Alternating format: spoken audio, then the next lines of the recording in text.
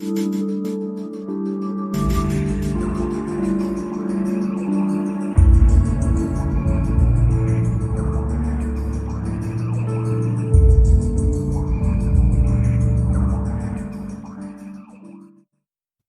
my name is Maria Patrico. I'm the Criminal Research Investigator for the Major Crimes Bureau for the Collier County Sheriff's Office. Today I'm here to talk to you about our missing persons case for Ricky Walker. Ricky has been missing since June of 1993 from the East Naples area. A family member filed a missing persons report with the Collier County Sheriff's Office. Mr. Walker was last seen on June 18th of 1993 at a friend's home in the West Winds Mobile Home Park. Mr. Walker lived in Golden Gate Estates. He was a construction worker, he had 2 children, and he drove a 1978 blue 2-tone Oldsmobile Cutlass. His family said he always carried a Marlin rifle with a scope in a case in the back seat of his vehicle. Mr. Walker also carried a Remington pocket knife on him. Mr. Walker was visiting his friends in the evening of June 18th of 1993. At some point he left in his vehicle. Mr. Walker and his vehicle have not been seen since. The route that Mr. Walker would normally take home is bordered by canals. The Collier County Sheriff's Office air and ground units searched the area with negative results. This missing persons case is still under investigation. If you have any information, please contact the Collier County Sheriff's Office at 239-252-9300.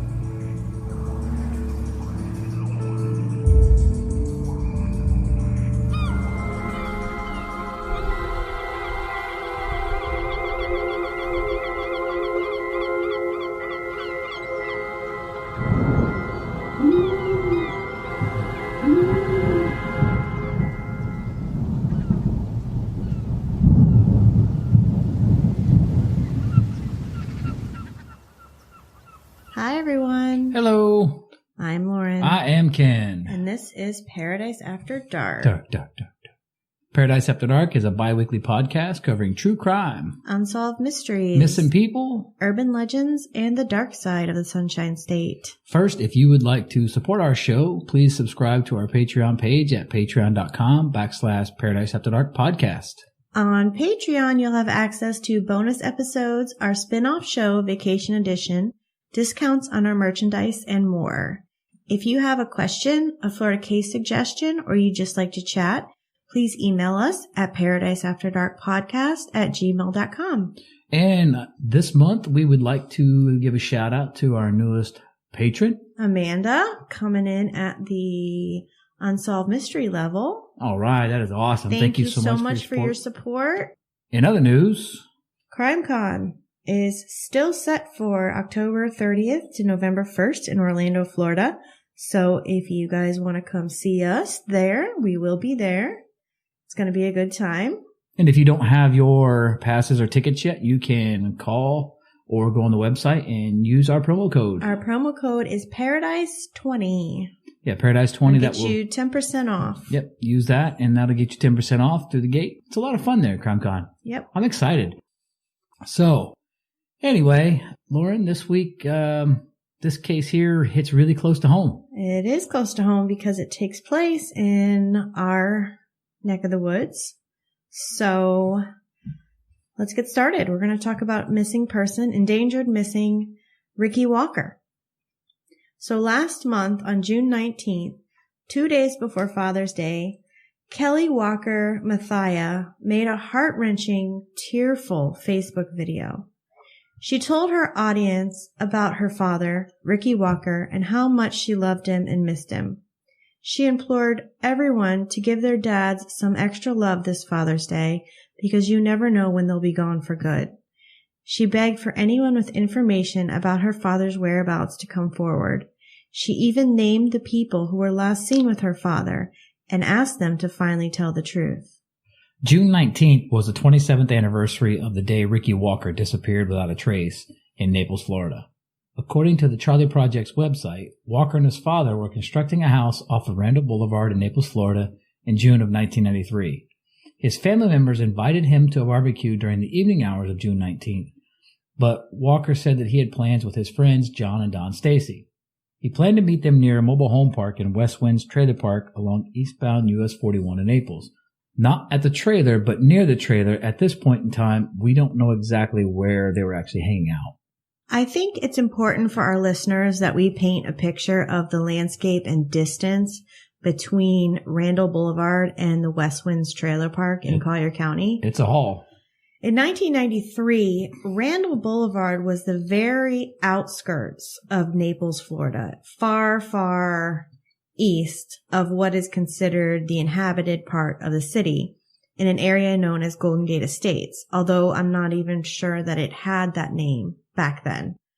It was considered no man's land, like the boonies, the sticks. Very few people lived in this area. Now, West Winds Trailer Park is located in East Naples, which is just that, the east part of Naples. At present day, Google Maps tells me that it's 26.3 miles and a 39-minute drive from Randall Boulevard to West Winds.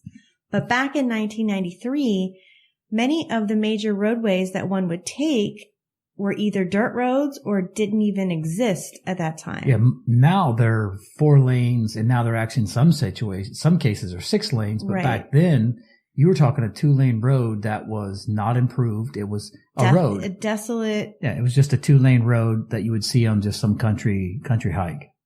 And I don't think I would be too far off by saying that in 1993, it would have taken probably about an hour to travel this route. Assuming there's no traffic, yes. And this is important to remember. It's also important to remember that Golden Gate Estates was built on top of a swamp, essentially the west side of the Florida Everglades. Now, because of this, a large, long canal system had to be built to hold all the water. So canals line almost every street. Once you start to get in deep into the estates, there's just canals everywhere. Yep. Just keep the water all around us. Now, at the time of his disappearance, Ricky Walker was driving a light blue, kind of a bluish gray 1979 Oldsmobile Cutlass Supreme. The car had a Florida tag, LTK28Q, and was registered in Cross City, Dixie County, Florida.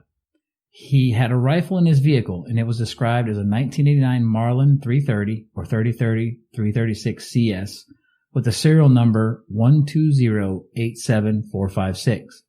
A cross-groove barrel, a mounted scope, and a camouflage carrying case. This was purchased at Walmart in February of 1989. Now, Ricky Walker's car was in pretty poor condition.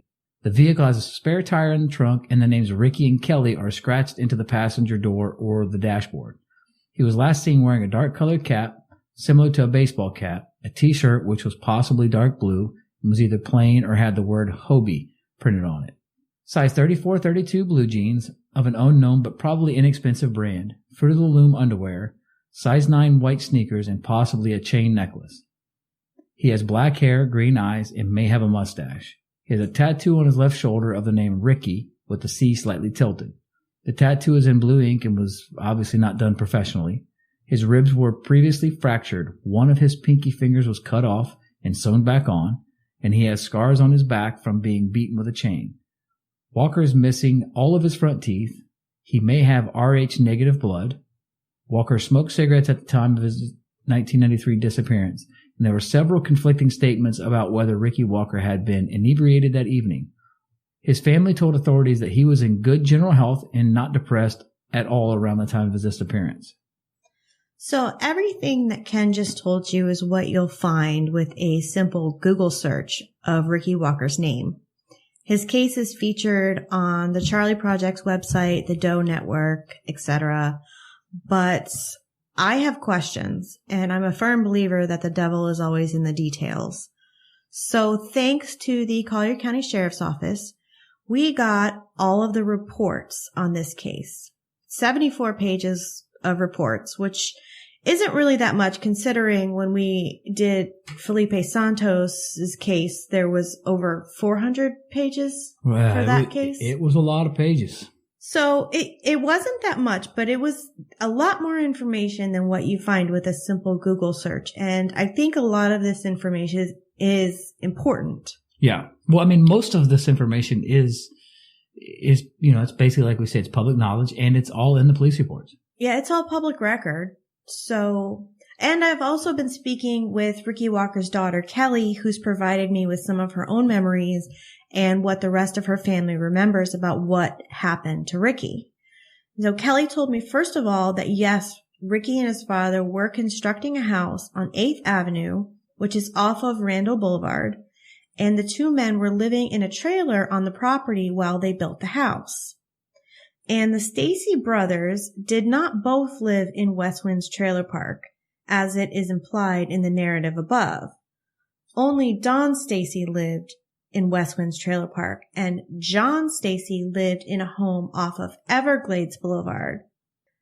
According to Ricky Walker's daughter, Kelly, and also backed up by the official police reports, Ricky did not go to West Wind's trailer park that evening. He actually went to a party at John Stacy's house off Everglades Boulevard, at least at first. Now, through the police reports, I was able to determine that John Stacy lived on 28th Avenue Southeast off of Everglades Boulevard.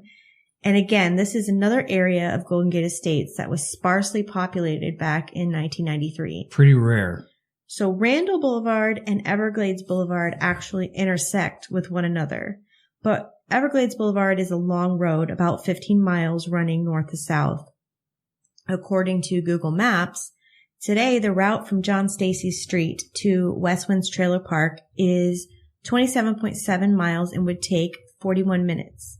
But according to Geraldine Walker, Ricky's sister, the route Ricky would have taken him the opposite direction of what Google tells me now.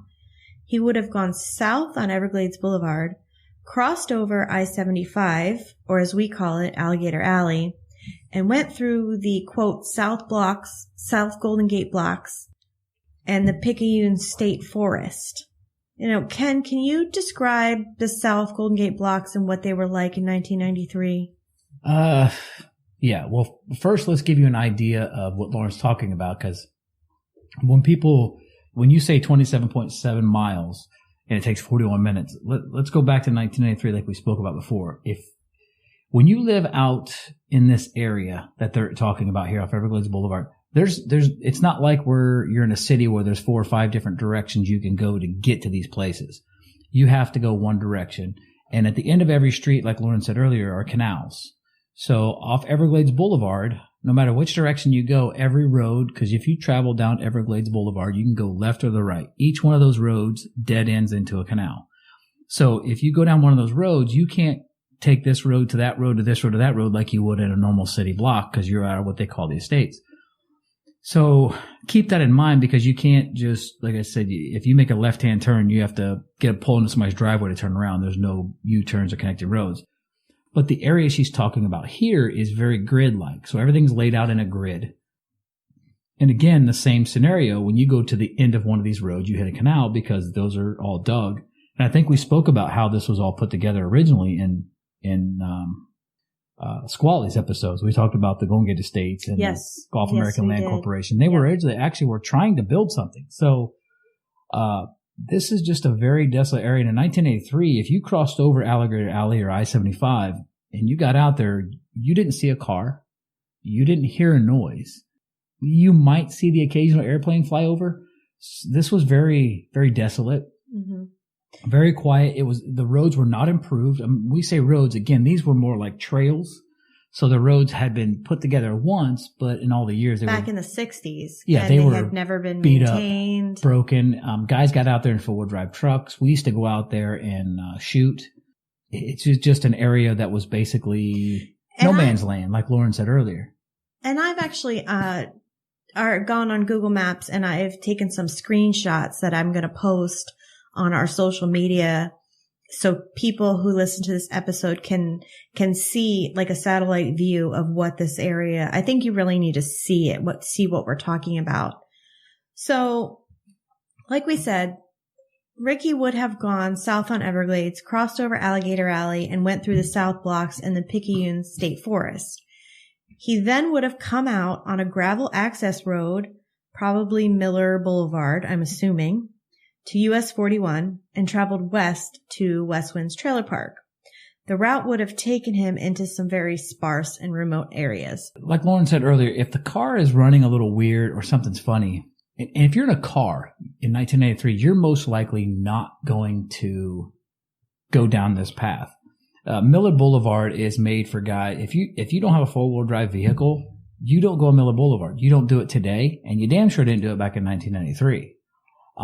This is not exactly the type of road that you would take. So that's where I get confused on this, because it doesn't seem like that would be a smart move. Yeah. And this is just a puzzling piece. Exactly. Because why would he go that way? It makes no sense to go that way. It's dangerous to go that way. It's dangerous in the daylight. And he's supposedly been drinking. Well, we'll get into more of that, but we just wanted to lay that out. The groundwork, so to speak. Right. Now, Ricky's friend Don Stacy was interviewed by investigators on July 23rd, 1993. This was 4 days after Ricky was last seen. He stated that he was at his brother John's house out off Everglades Boulevard, and they were working on some ATVs. Ricky arrived at John's residence and was drinking. And when it came time to leave at about 11 p.m., Don drove Ricky's car to his trailer at West Winds. And Don Stacy mentioned that the car was not running well and he could, quote, barely keep it running.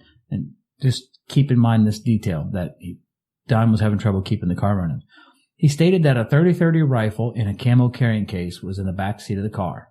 Upon arriving at his home in West Winds, Ricky had passed out in the passenger seat, and Don Stacy told investigators that he threw the car keys underneath the driver's seat to keep Ricky from driving off. Obviously, being that he was intoxicated, didn't want him taken off, and he left Ricky inside the car. And Don went inside. And a short time later, Ricky entered the home and passed out on the couch. Don Stacy went to bed in the bedroom, and when he woke up the next morning, both Ricky and his vehicle were gone. So Kelly, Ricky's daughter, told me that the Stacy brothers gave 2 different accounts about what happened that night.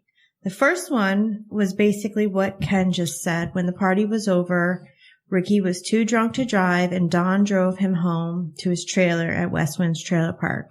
Ricky was passed out in the back seat, so Don threw the keys under the seat and went into the house to go to bed. When he woke up, Ricky was gone. Now, the second story was that Ricky drove himself to Don's house and slept there on the couch. But it doesn't appear as if Ricky drove his own car that evening, because Don mentioned that the car wasn't running right, like it was running out of gas. Well, apparently there was some kind of switch in the car that needed to be turned on to make the car run correctly. But Don didn't know about that. So Don must have been driving the car to know that the car wouldn't run right without flipping the switch. And Ricky must have been really drunk or completely out of it, or maybe even not in the vehicle, because Ricky could have just simply told Don, hey, flip the switch, and the car would run. Would make sense. So there's some reason why Ricky didn't tell Don, allowed Don to drive the car, but didn't mention flipping this switch. And I don't exactly know what kind of switch that would be. I'm assuming it's something in an older model car. Well, I had an 85 S10 pickup truck, and I had rigged up a little switch in there, and what it did is it would actually kill the ignition. So if you had to reach up under the dash and flip the switch, and the reason is because that truck would start without a key. Oh. So my ignition was busted. So what I did is I put a kill switch up underneath the steering column. So you flip that switch and it would fire up. And I know in a lot of cases, some people have like coil wires and stuff, things like that they would do with older vehicles. You could tamper with them to make them basically like a security system. You didn't want somebody to steal them. With my old S10, I did that. I just cut the ignition wire and I put a switch in place, so you had to flip the switch to make it run. And I'm wondering if that is what this here is maybe something like that. Maybe. Or it killed killed some of the cylinders. I don't know. Guys, with the older cars, you could get away with some of that stuff, and nowadays it's a little different animal. But it's possible in a 1979 Olds to tamper with a lot of that stuff. Investigators appear to take Ricky's disappearance very seriously, calling it suspicious early on in the investigation. Aside from Ricky's family driving his usual route to and from West Winds looking for Ricky in his car, Sergeant Barry Day and Detective Beth Brown drove the route looking as well, but there was no trace of Ricky or his car. On June 22nd, the National Park Service performed an aerial search in a Park Service helicopter. They searched from Randall Boulevard all the way south to US 41, and the search revealed 4 waterbound vehicles, none of which belonged to Ricky Walker. We don't know what the other cars were as well. They also checked other areas of the Picayune State Park with negative results. And they did another aerial search in August of that same year, 1993, and again, they didn't find anything. Now, around that same time, David Walker, Ricky Walker's brother, was working at the jail in Collier County and was speaking to an inmate named Leroy. So Leroy advised him that in June of that year, the same month that Ricky disappeared, he was hanging out with a group of Hispanic men on Antenna Road in an area called Naples Manor in East Naples, not far from Don Stacy's home. So Leroy says a white man matching Ricky's description approached the group looking to buy some marijuana. He had no money but was asking to trade a rifle, a .30-30 rifle, the same type that Ricky was known to have in his vehicle the night that he vanished. So apparently this group of men beat him up, and that's all Leroy told Walker in this particular report. On September 21st, 1993, Detective Beth Brown went to the jail to speak to Leroy. Leroy told Detective Brown that a white male driving a bluish-grayish older model vehicle approached him and his gang looking to buy some marijuana from a man in his group named Gatto. I'm not using last names here.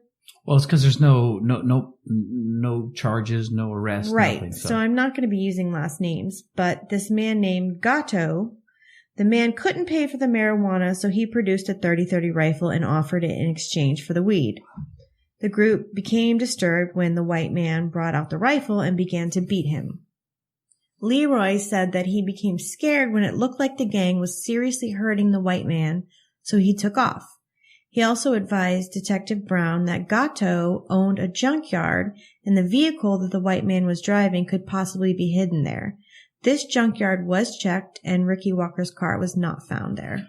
Yeah, it would be tough at a junkyard. I mean, depending on the size of the junkyard, to find a car, because I got to believe, I mean, I guess what you're looking for, but I got to believe that in 1993, there was probably quite a few 79 Cutlass Oldsmobiles, because this wasn't like a desired car. It wasn't like a Cutlass Olds 442. I mean, it was just a regular basic sedan. Mm-hmm. So, well, in February of 1994, investigators received some new information from an inmate at the jail named James. James told them that he was in the day room of a cell block watching TV when a Crime Stoppers program featuring Ricky Walker's disappearance came on. Another inmate sitting in the room stated that he, quote, could have prevented that, referring to Ricky Walker's disappearance. The inmate went on to explain that he saw Ricky at a convenience store located on South Tammany Trail in East Naples, and that Ricky had been, quote, beat to shit, and that they had put their dogs on him. He stated that Ricky had attempted to trade a gun for marijuana. While the inmate was making these statements, another inmate chimed in and told him that, quote, they would kill him if he kept talking about the subject. Later, James revealed to investigators that the guy in the TV room who was making these statements was Leroy. The same man who had spoken to David Walker and then to Detective Brown. Yes. So while investigators continued to interview James, he revealed that he had seen Ricky on the day of his disappearance.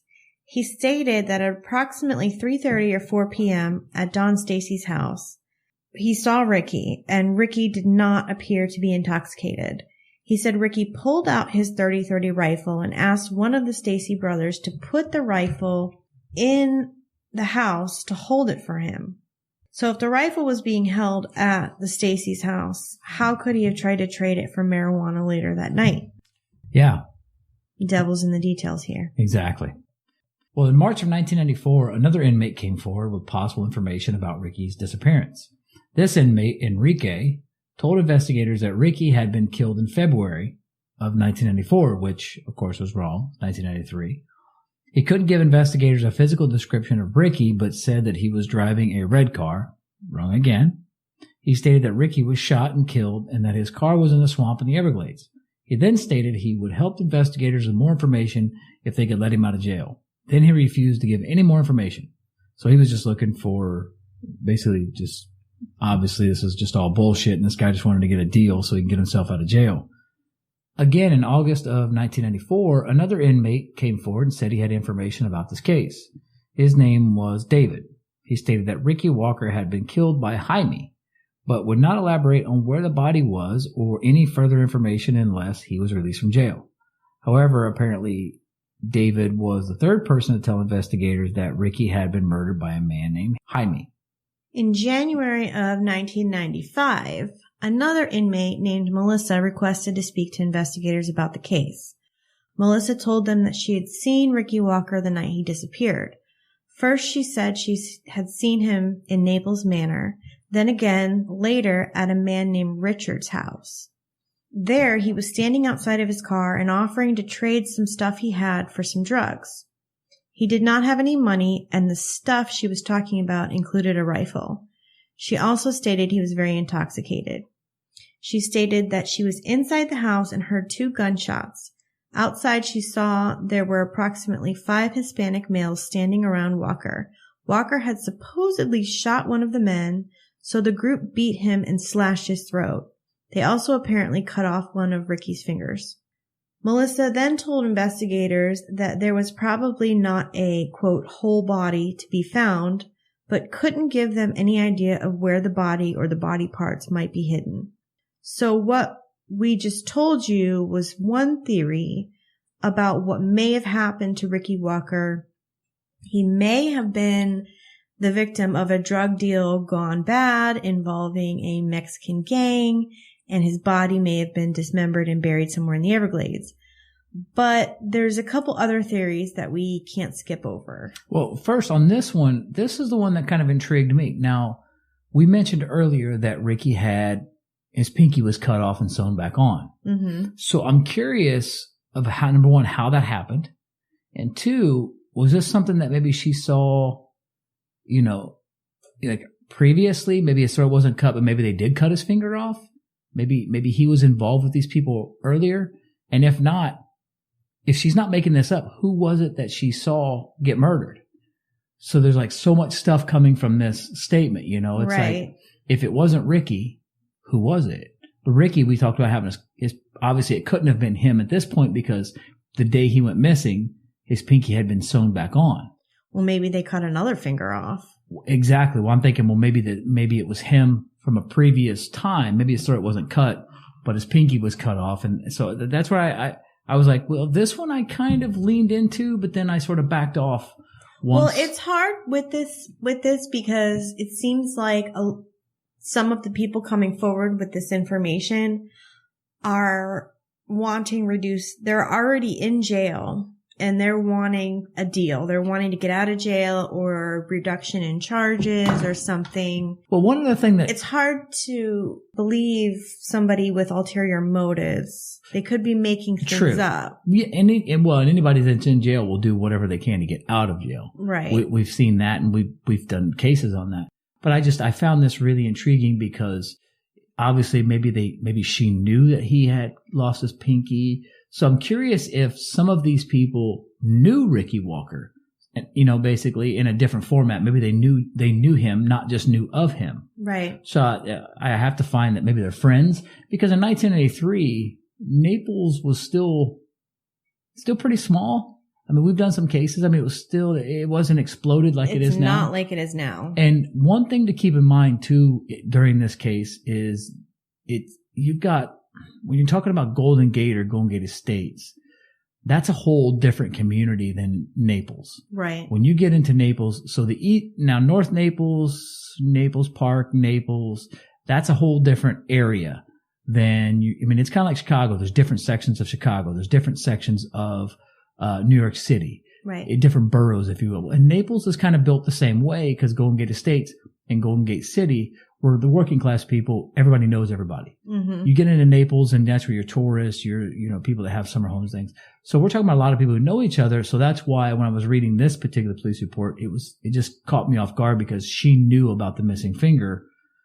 And I'm like, well, obviously it couldn't have been cut off that day because he was missing, and we know that it was sewn back on. So that's what, at first it caught me off guard. But now, like Lauren talked about earlier, we don't want to skip over these other theories. And this particular theory here, in October of 1994, Arnold Walker, which is Ricky's father, he reached out to Sergeant Jackie Klein and advised her that Ricky's ex-wife, Brandy Walker, had stated that she was going to get rid of or have someone else get rid of Ricky.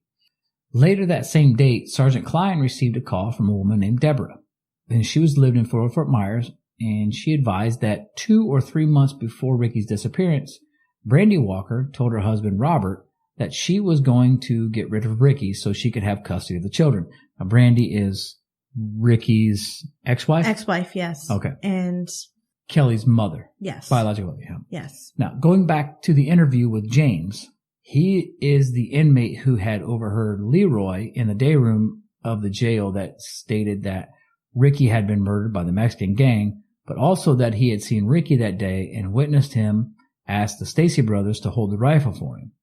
James also stated in that same interview that the only person he knew of that would have a problem or a grudge against Ricky was his ex-wife's new husband, David, who James heard was after Ricky because Ricky had gotten custody of their children. Now, moving forward to July of 2008, Kelly Mathia again advised investigators that her biological mother, Brandy, now going by the name Brandy Hall, probably had information about her father's disappearance. At the time, authorities were unable to locate her, and there's no more mention of her in any of the police reports. So in September of that year, Ricky's brother David called the authorities to report that he had heard that Don Stacy asked a man named Lonnie if he could crush a car without a title. Lonnie apparently told Stacy he could take care of it. Now, Detective Beth Brown stated in her report that she was concerned that Ricky Walker's car had been destroyed, but we don't currently know where David Walker got this information. It should be noted that David was a corrections officer that worked at the Collier County Jail, and wonder if it could have come from an inmate. Yeah, possibly. So let's take a deep dive into the Stacy brothers, John and Don. So Don Stacy was supposedly the last person to see Ricky Walker that night. In October of 1993, detectives attempted to polygraph the Stacy brothers and their wives. Shirley Stacy was the only one willing to take a polygraph, which she passed. She passed, okay. Yes. But it appears as if John and Don Stacy had never agreed upon a date for the test and never ended up being polygraphed. Doesn't mean they're guilty. No, it doesn't, but they were never polygraphed. In all the police reports that we received from the Collier County Sheriff's Office, it doesn't appear as if Don was ever questioned again by investigators about Ricky's disappearance until August of 2004. Whoa. The report states that Corporal G.T. Martin was assigned to follow up with Don Stacy. So Corporal Martin had a hard time finding Don and then finally got him on the phone after several attempts. Don Stacy stated that he had no new information about Ricky Walker, but in this version, his story had changed just a bit. He said that Ricky did start driving from John Stacy's house, but he was drunk and all over the road, so they switched seats. Again, he said that he threw the keys under the driver's seat once they reached his home in Westwinds Trailer Park, and they went inside, Ricky falling asleep on the couch and gone when Don woke up. And this does coincide with what Kelly told us, as we mentioned earlier, that there were two different stories about who drove. Not a big inconsistency, but an inconsistency nonetheless. Well, where this would play in is if Ricky started off driving, that switch we spoke about earlier would have been switched. Right. So the car would have been running normally. That's a good point that I didn't even think of. So there would be no problem because, like I said, in my vehicle, I would have started the truck because you flipped the switch, turned the key. Right. Ricky would have had the car running correctly because the switch would have already been flipped. Therefore, it may not have been running incorrectly. That's a really good point. Something to consider on that. If you're going to change the story a little bit, it's got to coincide with everything that takes place. Like you said, devil's in the details. Mm-hmm. Okay. So let's get into a private investigator, because on February 26th of 2009, private investigator John Heisler advised the Major Crimes Bureau, Lieutenant Fox, that his client, Wayne Smith, had information about Ricky Walker's case. Smith advised that his former wife, Fatima, told him that her ex-boyfriend, Don Stacy, admitted to her that he murdered Ricky Walker. Fatima was interviewed a few days later and she denied this claim. She did state that she was present on the night that Ricky disappeared and was living with Don Stacy at his trailer park in West Winds. Now, she stated that when they got back to the trailer, they were both very drunk, and Don hid his keys under the driver's seat, as we spoke about earlier, to prevent him from driving off. Ricky wanted to leave, so he went back out to his car, and when he couldn't find the keys, he started honking the horn. When Don went outside to deal with Ricky, Fatima began to put his clothes and his fishing equipment on the front porch. She said she was tired of all the drinking and fighting and wanted them both to leave. When Ricky calmed down, they all came inside and Fatima and Don went to sleep in the bedroom and Ricky slept on the couch. When she woke up the next morning, Ricky and his car were gone. She again stated that Don never told her he did anything to harm Ricky and she never told Wayne anything of that nature. So she's denying what was being said by Wayne. Right. And obviously, and her story does coincide with Don, except she elaborates a little bit more in details. Right. So keep that in mind. I mean, it's just different perspectives. So we're going to take a sharp turn here. In May of last year, we released an episode on this podcast called The Fort Myers 8. On March 23rd of 2007, 8 human skeletons were found in a rural area of Fort Myers, Florida, which is about 30 miles north of Naples. For the next week, officers from several other departments helped the Fort Myers police with a meticulous search of the area. They used screens to sift through the dirt, set up grids, and brought in cadaver dogs to help find all the remains.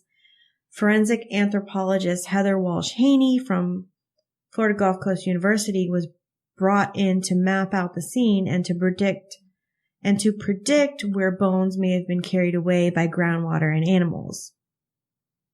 In previous years, Walsh-Haney had helped identify the victims of the 9/11 World Trade Center attack, the Value Jet airplane crash, and Hurricane Katrina. And we also covered the Value Jet crash in our episode titled Swamp Bodies, if anybody wants more info on that. So it's like all these little things are connected, you know? Mm-hmm.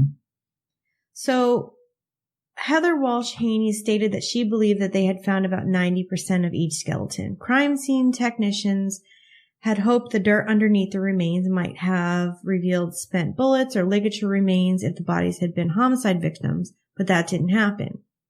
Police described their efforts as the largest excavation of human skeletal remains in Florida history. After combing through the scene and working inside the Lee County Medical Examiner's office, experts were able to determine that all of the victims were white males, perhaps some of them Hispanic. Their ages ranged from 18 to 49, and it was estimated that they had been placed in the woods between the years 1980 and 2000. Now, if you're going to go back and listen to the episode, there was the possibility that the skeletons that were found were victims of a suspected serial killer, Daniel Conahan. Daniel Owen Conahan Jr. was convicted of one murder, but has been linked to over a dozen, mostly of homosexual men in Charlotte County, Florida area, and what was later to come known as the Hog Trail murders. The murder of one of Conahan's victims, Richard Montgomery, was so nasty that the trial was described as not for the squeamish. Conahan was accused of luring his victims into the woods, and he allegedly told Montgomery that he would pay him for nude bondage photos. And so Montgomery agreed. And Conahan was convicted of raping Montgomery, strangling him, and then removing the young man's genitals to prevent a DNA trace. And that's when you started calling him the pickle poacher. He coined the name from me as the pickle poacher. So not to make light of the situation, but during that case, I had to. So in June of 2008, Kelly, Ricky's daughter, contacted investigators about the possibility that her father may be one of the Fort Myers 8. Ricky's dental records were obtained to try and compare to the remains found in Fort Myers, and Kelly also gave DNA. And for some reason, those results have not come back yet, according to Kelly. Okay, so that's kind of where we are now. That's 12 years ago. And she hasn't gotten any results back yet. So, well, sometimes this testing takes a little time, Lauren. Apparently so. I guess it depends on what lab you're using. So that's where we're going to leave off for right now for part 1, in case you guys haven't figured out yet that there's 2 parts to this episode. You will. If you want both parts right away, join Patreon. So we will be back tomorrow for part 2. We also have an interview with Kelly, Ricky Walker's daughter. And if anyone has any information about Ricky Walker's whereabouts, please contact the Collier County Sheriff's Office at area code 239-252-9300. So I guess, all right, everyone, that's going to be it for tonight. Yep. Join us tomorrow for part 2. And again, if you'd like to support the show, please subscribe to our Patreon at patreon.com/Paradise After Dark podcast. You know, when I was a kid, it used to drive me nuts to have those to be continued things show up on my favorite show. I know. Because you'd wait a whole week to watch it, and then it would come up and it'd say to be continued. You're like, oh, hell no. Well, anyway, in the meantime, you can check out our Etsy store for some awesome Paradise After Dark gear. Please make sure to follow us on all of the social medias. At Paradise After Dark Podcast on Instagram and Facebook, and at Paradise Dark 239 on Twitter. You can also email us at paradiseafterdarkpodcast@gmail.com. And please make sure to subscribe to the show on whatever platform you're listening, and rate and review. This really helps us branch out and reach a wider audience. And thank you everyone for listening to Paradise After Dark. Dark, dark, dark, dark.